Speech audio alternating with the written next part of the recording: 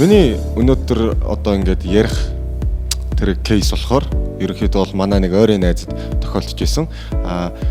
Ер нь яг байрны ах нар гэдэг тийм атман хүмүүс бас байдаг шүү дээ. Тэр хүмүүстэйгээ ингээд манай найз таарсан.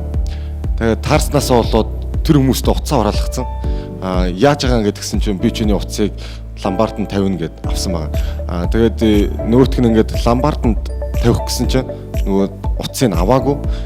Тэгээд нөгөө ах нар нь болохоор би чиний уцыг заавал тавина гэд авч үлдчихсэн.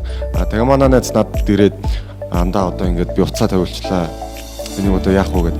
Тэгээ бид хоёр хамтдаа цагдаа гэлц орж тэгэж юу ээжээж тэр цагдаа нар тэр нөгөө уцын авсан хүн дээр очиж ингээд буцаагаад манай найзд уцыг өгчсэн. Тэгээд тэрнээс цаашгаа ерөнхийдөө бол тэр хаваараач үзэгдэг. Тийм болохоор ер нь дээрлэлтийг эхлээд ер нь томчуутай эхлээд ярилцаж зөвлөгөө авч ер нь тэгсэн хамаагүй дээр идэх хаа л гэж бодчих.